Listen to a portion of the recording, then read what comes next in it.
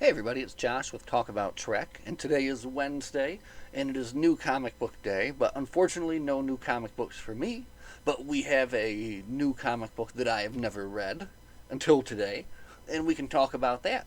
Now, what we have here in front of us is Star Trek Starfleet Academy, and as you can see, this is the fantastic first issue. They put it right on the cover there, so you know it's got to be true. And you can see we do have one cadet here that you might recognize, and that is, of course, Cadet Nog. You know, um, so for that reason alone, that is exciting to kind of see a little bit of his journey at Starfleet Academy. So let's take a closer look here at the cover. This is could be a little bit more focused, but we'll deal with that. This comes from December 1996, and again, this is the very first issue. Look at that. Amazing. And look at that, right when you open it up, boom, this beautiful creature here greets us. Let's see if we can do a little bit more there. And we get the title for the comic, which is Prime Directives. So Starfleet Academy is written by Chris Cooper, penciler Chris Renaud, inker Andy Lanning, letterer Jim Novak, colorist Kevin Summers, editor Bobby Chase, and the editor-in-chief Bob Harris, or Harras if you prefer. But check it out, you got this sweet full-page alien, right? And you can see the reflection of this cadet in his eyes. Take a good look, cadet. It will be your last. So, this is I think they call him a Thilk. Or a Jenth. A Jenth. So, excuse me. So anyway, here's another look at your Jenth here. And you can see that they're kind of have got themselves into a little bit of trouble. And this one guy here, Decker, who may be related to another Decker, that we've heard of before, is here to rescue his friend here. Let me see. And what's been going on, apparently, is this dude, Jenth, and his partner, this guy right here, Carson, that's Carson, they are selling Jex. And Jex gets all the Starfleet cadets all like jacked up and ready to learn or something, right? So it's it's some kind of brain enhancing drug, and they've been pawning it off, and these guys are trying to shut him down, right? So anyway, things are looking bad for him. He's about to get a kiss from this guy, as you can see, and that's when you find out that the key ingredient in Jex is Jenks saliva. So they're going to give him a Jex overdose, right? But anyway, here comes the cavalry in the form of Starfleet security. And I do want to point out their sweet helmets that they got. Look at this tough dude right here in that badass helmet he's got, man, right? Pretty awesome. And this guy, he's trying to get away. Let's see if he can make his escape. Is there an escape?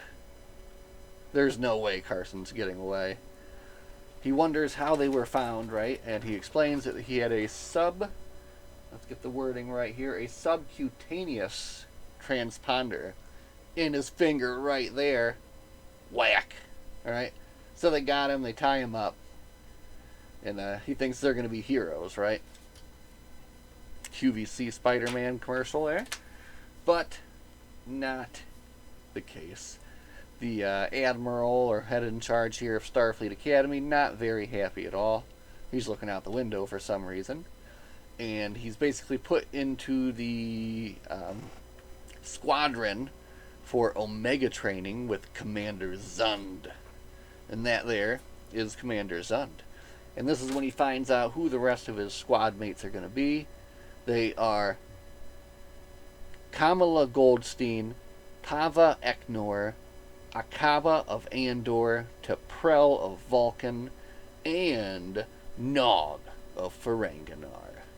And this guy, he's kind of A little upset. The Ferengi, and then here we go, introducing Nog, who is apparently trying to get killed by a dog. And then he meets Boothby, gets his ear licked by the dog. And, look, he's very excited to kind of make a good first impression on his fellow cadets, right? Little Crash Bandicoot ad here in the middle. 2-pager.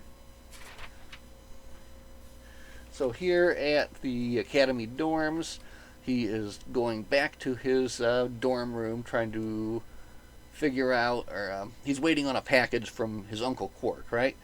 Something that's going to really get him over with the rest of the cadets and make him a lot of latinum in the process, okay? And he's a little bit worried about having so many women on his squad, right? And then he goes into his room, and this is what he is greeted by.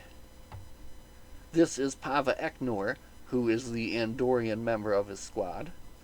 And she just wanted him to feel more comfortable, as she knows that this is how Ferengi women, are basically seen, right? And then Nog, he gets a little bit too excited, maybe. And she gets a little bit upset. And it looks like she blasts him out of there with some sort of assault phaser, but I think she just meant to have maybe shoved or kicked or thrown him out of there. But it's a little bit strange to me because, she's in his room and she's completely naked. And, alright, he does make a little bit of a face. But still, come on. That's a little bit extreme. So, you kind of wonder what's going to be going on here between the two. Maybe she's got a little bit of a crush on Nog. But then she says, yeah, in his dreams. Anyway, Decker's not surprised to find him on the floor. Kind of gives him the riot act, acting like it was his fault that he did something wrong. Honestly, what did he do other than make a silly face at the girl? So, now we get introduced to Kamala Goldstein, who's fighting a holodeck war, kind of representative, what do they say here? I think of just like a Middle East war, and then she goes on to say that her parents are descended from people on both sides of the war, and that's why she joined Starfleet, because she's living proof that any differences can be overcome, and that's what Starfleet's all about, bringing sentient races together peacefully. So, a nice little message there for her introduction, and then of course we get to see Yarg, this guy get blasted. I want to point out that I like the instructor's uniform. That's pretty cool. And basically she is telling them all about First Contact and how First Contact with the Klingons was disastrous, and because of that led to, a decades-long war. Nog then runs into this little jerk right here. You can tell that guy's a jerk just by his mustache and goatee. Instant jerk mustache and goatee, right?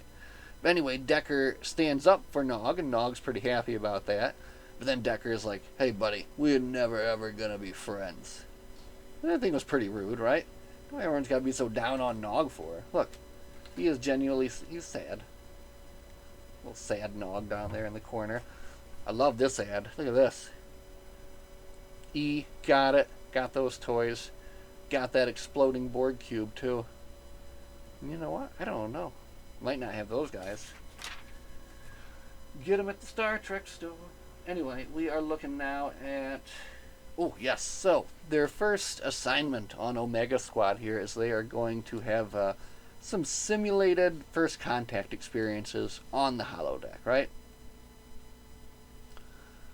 So they're all excited to get in there. They've studied through. This is supposed to be just some hypothetical scenarios, nothing too crazy, just to kind of get them into it, right? Session begins. Boom, here they are in the holodeck. Wow. Can I have a more useful assessment than wow? It's just a little tough, right? Anyway, T'Prell's right on it. She knows that they're on Xantori by the vegetation, obviously. And, they want to get started.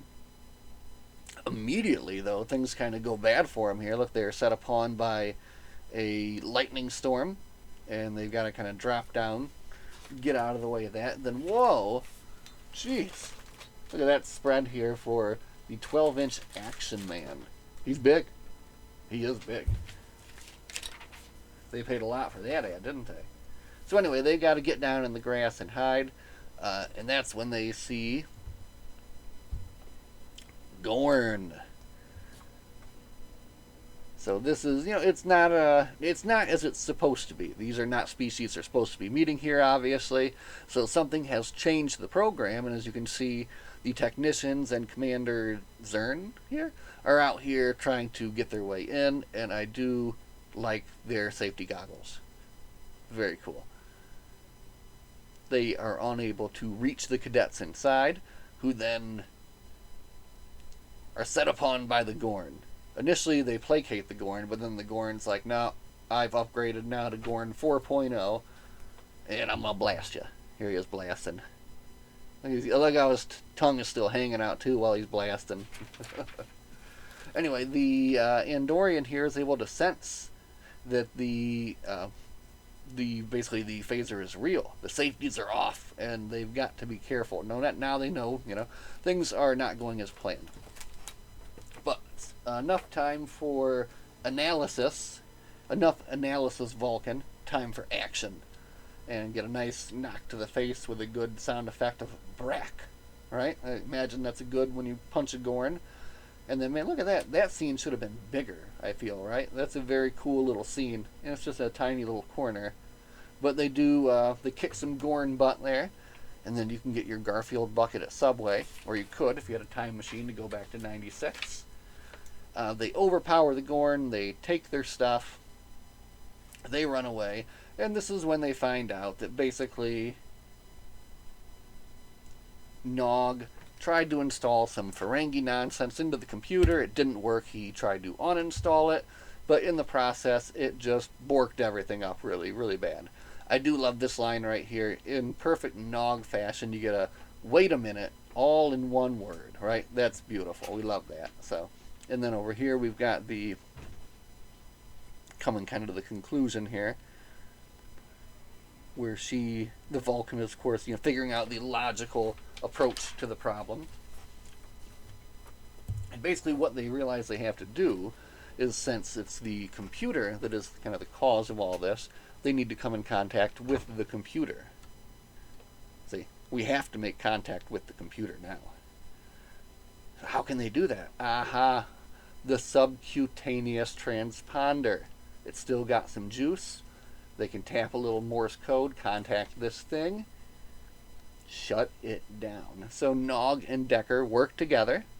Here, see? They're never going to be friends, right? But they're working together here. As the crystalline entity now is approaching them, so things are getting pretty bad. However, at the last moment, they're able to shut it down. And this is, and he's still there, little computer face guy. I am also, apologies, farewell. And then he zraps out of there, right? Here, look. Yeah, he zraps right out of there. Boom. He's gone. But where could he have gone to? So now, you have Nog. He's like, you know what? After everything I did, I decided I'm going to leave. And Decker, he's still kind of a jerk. Look, Ferengi, what do you want? We'll never be friends, but I think I could work with you. And you get a nice big smile from Nog there for that. And they're still unable to figure out what happened. But they're very proud of their new young team and, everything that they do.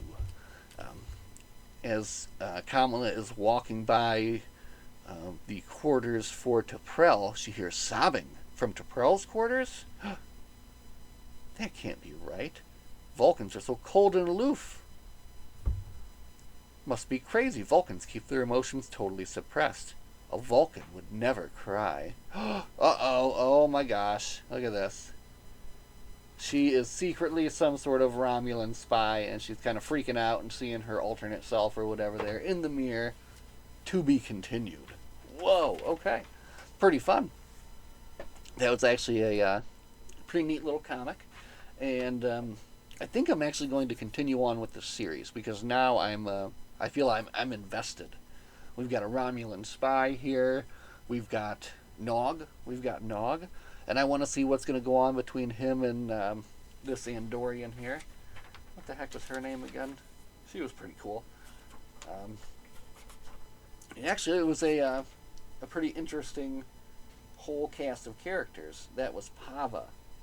Pava Eknor Akaba. That's a mouthful. Pava Eknor Akaba. She was cool. And Decker was kind of a jerk, but I think that him and Nog will kind of become friends, and then we're going to get to see how this all works out, right? So, anyway, thanks for hanging out and looking at a Star Trek comic with me.